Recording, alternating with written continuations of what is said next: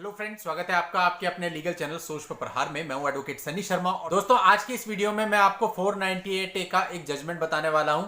इस जजमेंट के अंतर्गत हस्बैंड को सजा हो गई। हस्बैंड आगे अपील में गया, लेकिन वहां पर भी उसको राहत नहीं मिली। दोस्तों देखिए, सजा होना या फिर आपके ऊपर दोषारोपण होना, अगर केवल आपके ऊपर दोषारोपण भी हो जाए ना और केवल 10 दिन की सजा हो, लेकिन तब भी आप दोषी तो हो ही गए, एक कलंक तो आपके ऊपर लग ही जाता है। तो आदमी वो कलंक नहीं लगने देना चाहता। आदमी चाहता है कि ठीक है, अगर वो 10 दिन की जेल भी रह आया, लेकिन कागजों में ये ना लिखा जाए कि वो दोषी है। दोस्तों, अधिकतर ये होता है कि 498A के मामलों में सजा नहीं होती, क्योंकि फेक एलिगेशन होते हैं, फैब्रिकेटेड एलिगेशन होते हैं।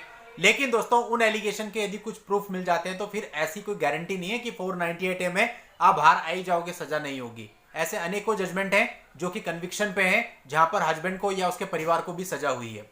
तो हमें हर एक एंगल को ध्यान में रखना है। और ये जो जजमेंट है बहुत इंपॉर्टेंट है। इसमें कई सारी चीजें ऐसी हैं जिसमें आपको पता चलेगा कि यदि आपने भी कोई गलती कर दी है, आपके खिलाफ भी सामने वाली पार्टी के ऊपर पास कोई एविडेंस है या किसी भी तरह से वो उसको साबित कर सकती है, तो आपके साथ भी ऐसा हो सकता है। दोस्तों, वीडियो बहुत इंपॉर्टेंट है। आपको बिल्कुल ट्रायल कोर्ट से लेकर के ऊपर हाई कोर्ट तक मैं लेके जाऊंगा, जहां जहां हस्बैंड ने जो जो स्टेप लिए और कैसे आगे बढ़ा, क्या क्या उसको रेमेडी मिली, क्या क्या रेमेडी नहीं मिली, आखिरी में क्या फैसला हुआ, और दोनों पार्टियों का इसमें सेटलमेंट भी हो गया 13B में, तो क्या उसका कोई प्रभाव उसके कन्विक्शन पे पड़ा या नहीं पड़ा। बहुत सारी चीजें जो कि आपके काम आने वाली हैं वो इस वीडियो में है।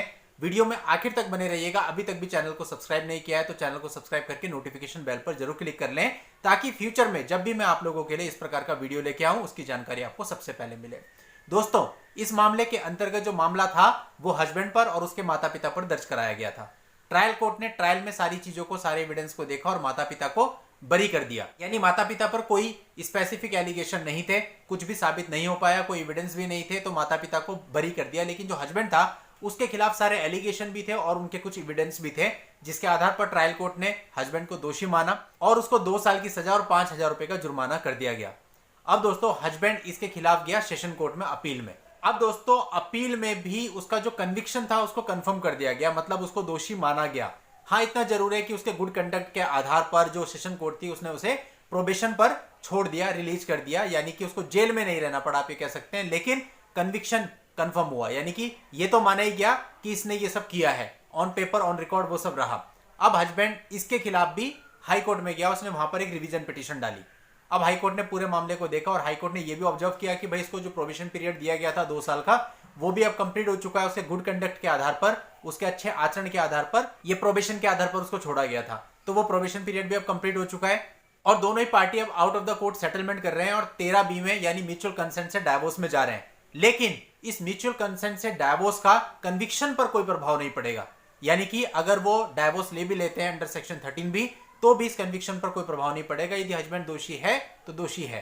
और हाई कोर्ट ने भी कन्विक्शन को कंफर्म कर दिया, यानी कि ये माना कि हस्बैंड ने ये सारे अपराध किए हैं और इसके लिए ये सजा जो दी गई थी और वो जो प्रोबेशन पर उसे रिलीज किया गया था उस ऑर्डर को भी कंफर्म कर दिया। और जो हस्बैंड की तरफ से ये रिवीजन पिटीशन थी इसको डिसमिस कर दिया गया। तो कुल मिला के हस्बैंड को राहत नहीं मिली। हाँ, इतना जरूर है, उसके गुड कंडक्ट के आधार पर वो 2 साल रिलीज जरूर हो गया प्रोबेशन पर, उसको जेल में नहीं रहना पड़ा। लेकिन कन्विक्शन उसका लोअर कोर्ट ने भी माना, सेशन कोर्ट ने भी माना और हाई कोर्ट ने भी माना। तो दोस्तों, इस तरह का जो एक दाग होता है वो आपके ऊपर हमेशा के लिए लग जाएगा। और अगर आपकी एज कम है, करियर में आप आगे बढ़ना चाहते हो, तो हमेशा के लिए वो कलंक आपके साथ रहेगा और आपके करियर को भी प्रभावित करता रहेगा। तो इसलिए अपनी तरफ से कुछ भी गलत कभी नहीं करना है। दूसरा गलत करे, लेकिन अगर वो झूठ बोलता है, फॉल्स एंड फैब्रिकेटेड एलिगेशन लगाता है, तो वो साबित नहीं कर पाएगा। लेकिन अगर मिस्टेक हमारे हैंड पे हो जाए तो फिर ये हमारी गलती है, हमें उसे भुगतने के लिए भी तैयार रहना चाहिए। दोस्तों, आप लोगों की हेल्प के लिए जजमेंट का लिंक मैं आपको इस वीडियो के नीचे डिस्क्रिप्शन में दे दूंगा, वहां जाकर के पूरे जजमेंट को आप पढ़ सकते हैं, समझ सकते हैं। नेक्स्ट वीडियो में नई लीगल जानकारी के साथ मैं आपसे फिर मिलता हूं। तब तक के लिए goodbye and thank you for watching. Take care.